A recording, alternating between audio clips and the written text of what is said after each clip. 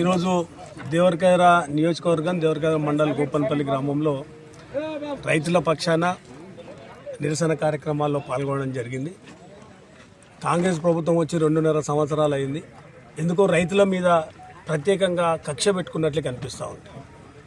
2.5 సంవత్సరాలుగా ఏ కార్యక్రమాలు ఏది చూసినా కూడా ఒక కుట్రపూరితంగా కక్షతోటి వాళ్ళ మీద సాగిస్తున్నట్లే కనిపిస్తుంది తప్ప ఈ ఊర్లో దాదాపు 30 రోజులైంది వరి కోసి కుప్పలు పెట్టి సంచులు నింపి 20 రోజులైంది.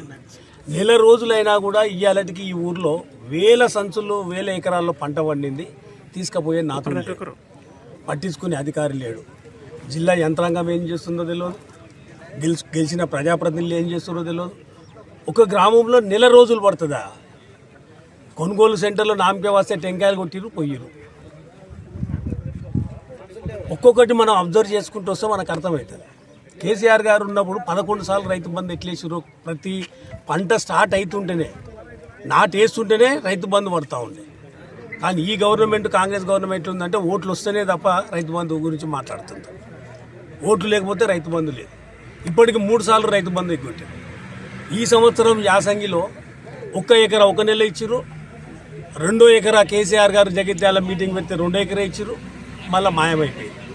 మళ్ళీ రేపు ఎల్లుండి ఏదైనా ఎలక్షన్లు వస్తే తప్ప రైతు బంధు పడే పరిస్థితి లేదు. వచ్చే నెల మళ్ళీ వానాకాలం పంట షురూ అవుతా ఉంది. ఎప్పుడైనా రైతు బంధుకి ఎప్పుడు ఇవ్వాలో పంట స్టార్ట్ అయ్యేటప్పుడు ఇస్తే ఆ కూళ్ళకో ఎరువులకో ఇత్తనాలకు పనికి వస్తుంది. కోసే టైంకి వచ్చినంత వరకు కూడా ఇవ్వలేదు.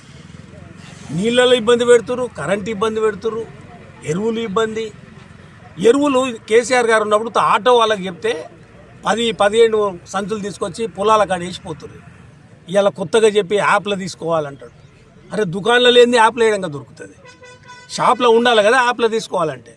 ఈ పెద్ద మనిషి ఉన్నాడు, ఈ పెద్ద మనిషికి యాప్ ఎట్లా డౌన్లోడ్ చేయడానికి వస్తుంది, ఎట్లా కొట్టడానికి వస్తుంది వాళ్ళ ఇంట్లో? సరే చదువుకున్న పిల్లలు ఉన్న హైదరాబాద్లోనూ పాలమూరులోనూ ఉంటారు. చిన్న ఫోనే ఉంటుంది, స్మార్ట్ ఫోన్ ఉండదు. వాళ్ళకి ఏం తెలుస్తుంది?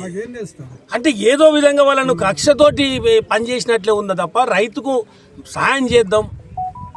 రైతు ఉంటేనే కదా ఇవాళ రాజ్యం మంచిగా ఉండేది. రైతే కదా అన్నం పెట్టేది. ఆ రైతునే ఇవాళ కష్టాల పాలు చేస్తే ఎట్లా?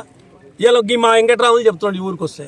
ఇప్పుడు శాస్త్రవేత్తలు ప్రొడ్యూస్ చేసిన విత్తనాలు రాజేంద్ర నగర్కి వెళ్ళి తీసుకొచ్చి ఈ ఊర్లో డాన్ సీడ్ అని ఏదో ఉంది, డాన్ 75 దాన్ని మన శాస్త్రవేత్తలే రూపొందించారు. రాజేంద్ర నగర్లో అగ్రికల్చర్ యూనివర్సిటీలో తీసుకొచ్చి వేసిరు. పంట మంచిగా వచ్చింది.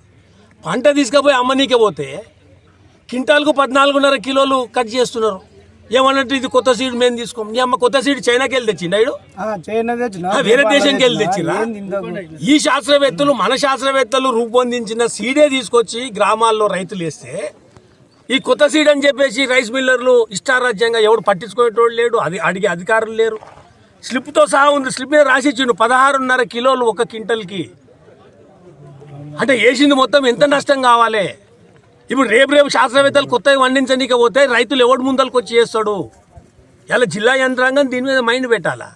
కలెక్టర్ గారు కాన్సన్ట్రేషన్ చేయాలి, రివ్యూలు చేయాలి. నెల రోజులు అవుతుంటే బండ్లు ఎందుకు వస్తలేవు? నేను ఏదైనా ఊరికి వస్తున్నంటే మాత్రం దన్మనే గంటల గన్ని బ్యాగులు వస్తున్నాయి. మరి వేరే ఊర్లకు ఎందుకు వస్తలేవు? ఇలా నేను కొత్తకోటకు పొద్దుగాల పోతున్నా, ఇలా 9:30కు వస్తున్నట్టు 6 గంటలకే 2 DCMలు వచ్చినాయి. 5,000 సంచుల బ్యాగులు వచ్చినాయి. మరి అన్ని ఊర్లకు గట్లే పొద్దుగాల పంపితే అయిపోయాయి కదా. ఒక నేను పోతున్న ఊర్లకే అట్లా కాదు కదా. కాన్స్టిట్యున్సీలో ఇన్ని ఊర్లు ఉన్నాయి, 1000 ఎకరాల పంట పండింది.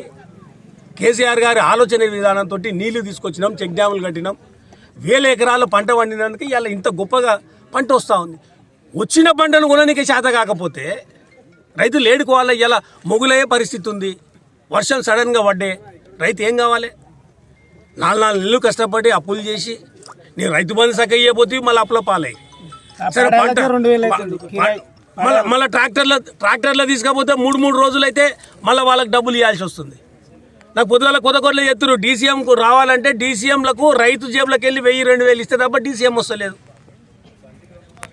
అంటే చూడు లూట్ మారే ఉంది తప్ప, లూట్ మాఫియా ఉంది తప్ప రైతును ఆదుకోవాలన్న ఆలోచన లేదు. ఇప్పటికైనా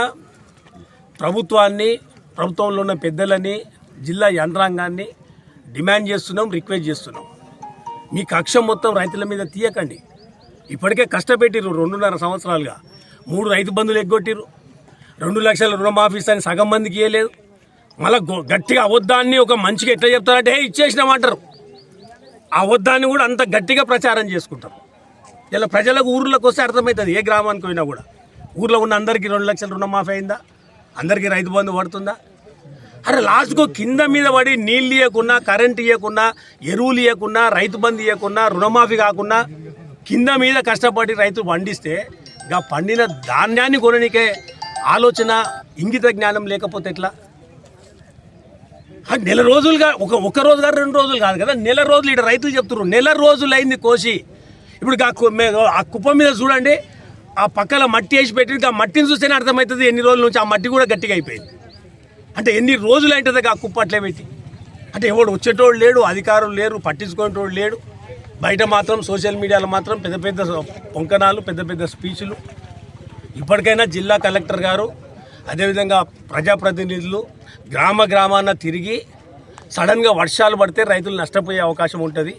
మిల్లర్లు ఇష్టారాజ్యంగా ఇలా 14.5 కిలోలు కట్ చేస్తున్నారంటే ఆడ మానిటరింగ్ లేకనే. అధికారులదో ప్రజాప్రతినిధుల్లో ఎవరిదో ఒకంది మానిటరింగ్ ఉండాలి. ఏ రైస్ మిల్ అయినా కూడా ఆ రైస్ మిల్ల మీద బాధ్యత లేకపోతే వాళ్ళు ఇష్టారాజ్యంగా చేసుకుంటూ పోతున్నారు. లాస్ట్కు రైతులు నష్టపోతున్నారు. ఇప్పటికైనా కలెక్టర్ గారు దీని మీద కాన్సన్ట్రేషన్ చేసి ఇమ్మీడియట్గా బండ్లు పంపించి ఈ గ్రామంలో కానీ నియోజకవర్గంలో స్పెషల్ కాన్సన్ట్రేషన్ చేసి ఒడ్లు మొత్తం ఎత్తాలని కోరుతా ఉన్నాం. ఈ ఎత్తే వరకు కూడా ప్రతిరోజు ప్రతి గ్రామంలో ఏదో ఒక గ్రామంలో రైతుల పక్షాన మా నిరసన కార్యక్రమాలు జరుగుతూనే ఉంటాయి.